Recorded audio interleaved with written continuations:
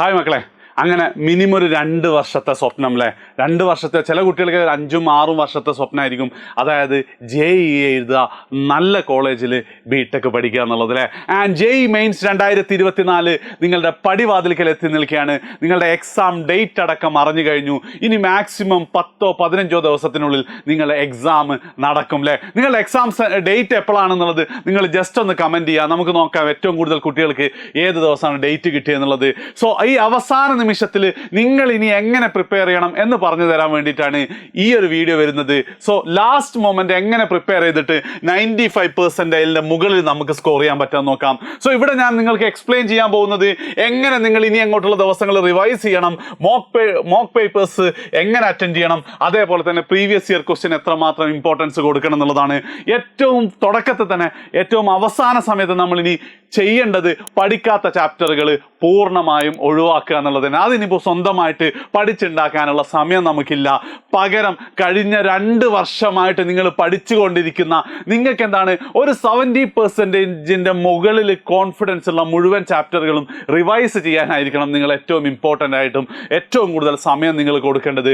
അതാണ് the right choice. അല്ലാതെ ഇവിടെ വീണ്ടും നമ്മൾ പുതിയ കുറച്ച് ചാപ്റ്റേഴ്സ് പഠിച്ചാൽ നമുക്ക് മാർക്ക് സ്കോർ ചെയ്യാൻ പറ്റുന്ന ചാപ്റ്റേഴ്സിൻ്റെയും ഫോർമുലകളും ഇക്വേഷനുകളും ഒക്കെ നമ്മളോട് മറന്നു പോകാനുള്ള ചാൻസ് ഉണ്ട്. സോ ഏറ്റവും ഫസ്റ്റ് എങ്ങനെ റിവൈസ് ചെയ്യാൻ നോക്കാം. സോ ഞാൻ പറഞ്ഞതുപോലെ തന്നെ പഠിച്ചു തീർന്ന ചാപ്റ്റേഴ്സ് മാത്രം നോക്കാം. ഓക്കെ, ഇനി പഠിക്കാത്ത കുറച്ച് ചാപ്റ്റേഴ്സിൻ്റെ അതിനെക്കുറിച്ച് ഞാൻ എന്ത് തരാം, കുറച്ച് നിങ്ങളോട് പറഞ്ഞുതരാം. ഈ പഠിച്ചു തീർന്ന ചാപ്റ്റേഴ്സിൽ നിങ്ങൾ എങ്ങനെ റിവൈസ് ചെയ്യുമെന്ന് പറയുമ്പം നോട്ട്സ്, അതായത് നിങ്ങൾ എന്തെങ്കിലുമൊക്കെ നോട്ട്സ് നിങ്ങൾ പ്രിപ്പയർ ചെയ്തിട്ടുണ്ട്, അല്ലെങ്കിൽ നിങ്ങൾ ഏതെങ്കിലും ടെക്സ്റ്റ് ബുക്ക് റെഫർ ചെയ്തിട്ട് അതിലെ നോട്ട്സുകൾ നോട്ട് ചെയ്യുന്നുണ്ടെങ്കിൽ ഉറപ്പായിട്ട് എന്ത് ചെയ്യണം, അതൊന്ന് നോക്കണം. കാരണം നമ്മൾ ഇക്വേഷൻസും ഫോർമുലാസും ഒന്നും മറന്നു പോകാതിരിക്കാൻ. പിന്നെ അതേപോലെ തന്നെ ആ ചാപ്റ്റേഴ്സ് പഠിക്കുന്ന സമയത്ത് നിങ്ങൾ ചെയ്ത ക്വസ്റ്റ്യൻസ്, അല്ലെങ്കിൽ നിങ്ങൾ ഇമ്പോർട്ടൻ്റ് ആയിട്ട് മാർക്ക് ചെയ്ത ക്വസ്റ്റ്യൻസ് ഉണ്ടെങ്കിൽ അതെന്ത് ചെയ്യുക, ഒന്നും കൂടെ ചെയ്തു നോക്കുക. ഓടിച്ചു പോകല്ല. ചോദ്യങ്ങൾ JEE സംബന്ധിച്ചിടത്തോളം ചെയ്ത് നോക്കുക എന്നുള്ളത് തന്നെയാണ് ഏറ്റവും ഇമ്പോർട്ടൻ്റ്.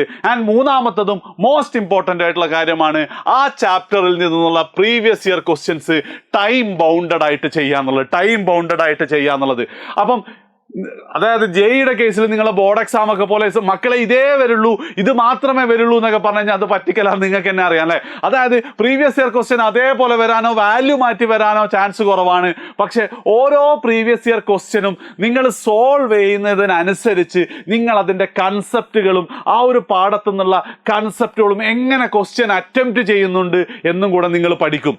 അതുകൊണ്ട് തന്നെ ആ ഒരു ടോപ്പിക്കിൽ നിന്ന് വേറെ വല്ല രീതിയിൽ ചോദ്യം ചോദിച്ചാലും ഈ ചെയ്ത പ്രീവിയസ് ഇയർ ക്വസ്റ്റ്യൻ്റെ എക്സ്പീരിയൻസ് വഴി എന്ത് ചെയ്യാൻ പറ്റും, ഉറപ്പായിട്ടും നിങ്ങൾക്ക് ചെയ്യാൻ പറ്റും. അതായത് ഒരു ടോപ്പിക്കിൽ നിന്ന് നിങ്ങൾ 3-4 പ്രീവിയസ് ഇയർ ക്വസ്റ്റ്യൻ നിങ്ങൾക്ക് ചെയ്യാൻ പറ്റുകയാണെങ്കിൽ 5ാമതൊരു ടൈപ്പ് വന്നാലും ഓൾമോസ്റ്റ് നിങ്ങൾക്ക് ചെയ്യാൻ പറ്റും അല്ലേ? അല്ലെങ്കിൽ തന്നെ നിങ്ങൾക്ക് തന്നെ അറിയില്ലേ, ഒരു ചോദ്യം ചെയ്ത് കിട്ടാതെ സൊല്യൂഷനൊക്കെ നോക്കി ചെയ്താൽ ചിലപ്പോൾ വേറൊരു ടൈപ്പ് ക്വസ്റ്റ്യൻ 2ാമത് വന്നാൽ നിങ്ങൾക്ക് ചെയ്യാൻ പറ്റില്ലേ? സോ ഏറ്റവും ഇമ്പോർട്ടൻ്റ് ആണ് പ്രീവിയസ് ഇയർ ക്വസ്റ്റ്യൻ ചെയ്യാം. ആൻഡ് അത് ഇത്തവണ നിങ്ങൾ എന്ത് ചെയ്യണം, ടൈം ബൗണ്ടായിട്ട് ചെയ്യണം. ടൈം ബൗണ്ടായിട്ട് ചെയ്യാന്ന് പറഞ്ഞാൽ എന്താ അതിൻ്റെ അർത്ഥം?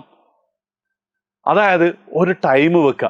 1 മണിക്കൂറിൽ ആദ്യം എന്ത് ചെയ്യുക, ഇത്ര ക്വസ്റ്റ്യൻ ചെയ്യണമെന്നൊന്നും വിചാരിക്കാതെ 1 മണിക്കൂറിൽ നിങ്ങൾക്ക് ആ പാഠത്തിലെ എത്ര പ്രീവിയസ് ഇയർ ക്വസ്റ്റ്യൻ ചെയ്യാൻ പറ്റുന്നുണ്ടെന്ന് നോക്കിക്കൊണ്ട് തന്നെ ചെയ്യുക. ഒരു ക്വസ്റ്റ്യന് 3 മുതൽ 5 മിനിറ്റ് വരെ നിങ്ങൾ എടുക്കുന്നതിന് കുഴപ്പമില്ല. അത് മാക്സിമം ആണ് കേട്ടോ. കാരണം എല്ലാ ക്വസ്റ്റ്യൻസും എന്തായാലും നിങ്ങൾക്ക് എന്ത് ചെയ്യാനാവില്ല, നിങ്ങൾക്ക് അറ്റംപ്റ്റ് ചെയ്യാൻ തന്നെ പറ്റൂല നിങ്ങൾ JEE ആണെങ്കിലും. അപ്പോൾ സ്കിപ്പ് ചെയ്ത ക്വസ്റ്റ്യൻസ് വെച്ചിട്ട് എനിക്ക് തോന്നുന്നത് ഒരു ക്വസ്റ്റ്യൻ ഒരു 3 to 4 മിനിറ്റ്സ് എന്തായാലും എന്ത് ചെയ്യും, നിങ്ങൾക്ക് കിട്ടും.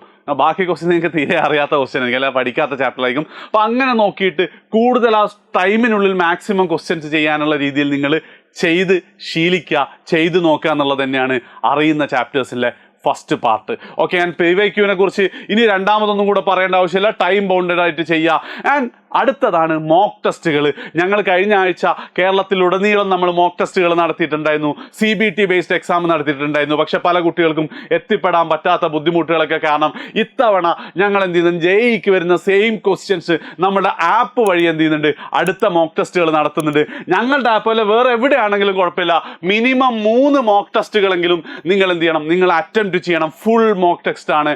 അതായത് 90 ക്വസ്റ്റ്യൻസും വെച്ചുകൊണ്ട് തന്നെ, അല്ലെങ്കിൽ 75 ക്വസ്റ്റ്യൻസും വെച്ചുകൊണ്ട് തന്നെ എന്ത് ചെയ്യണം, നിങ്ങൾ മോക്ക് ടെസ്റ്റ് നടത്തണം ടൈം ബൗണ്ടഡ് ആയിട്ട്.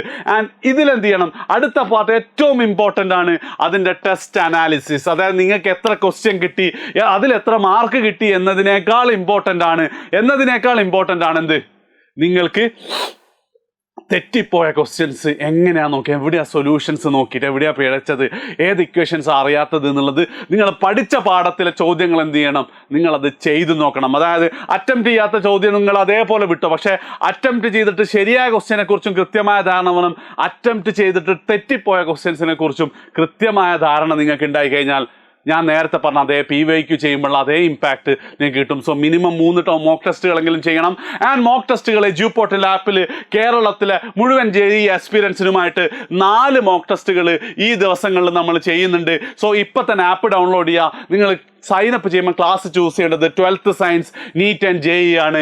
ജനുവരി 20 നിങ്ങൾ ആദ്യത്തെ എക്സാം വരും, 22 രണ്ടാമത്തത്, പിന്നെ അത് ശേഷമുള്ള ദിവസങ്ങളിൽ 2 എക്സാമുകൾ വരും.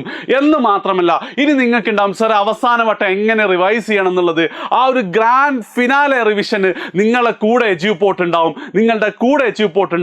എന്താണ് ഞങ്ങൾ നിങ്ങൾക്ക് ഒരുക്കിയിരിക്കുന്നതെന്ന് വെച്ച് കഴിഞ്ഞാൽ കെമിസ്ട്രിയിലെ ടോപ്പ് 10 പാഠങ്ങൾ ജനുവരി 20 സാറ്റർഡേ, അതായത് നാളെ രാവിലെ 9 മണിക്കും രാത്രി 7 മണിക്കുമായിട്ട് ഏറ്റവും മോസ്റ്റ് ഇമ്പോർട്ടൻ്റ് ആയിട്ടുള്ള 10 പാഠങ്ങൾ നമ്മൾ നാളെ തീർക്കുന്നതാണ്. അതേപോലെ തന്നെ ഞായറാഴ്ച രാവിലെ 9 മണി മുതൽ മാത്സിലെ ഇമ്പോർട്ടൻറ്റ് ചാപ്റ്റേഴ്സ് അല്ല ഇമ്പോർട്ടൻറ്റ് ടോപ്പിക്സുമായിട്ട് നമ്മളെ കൃഷ്ണ സർ വരും.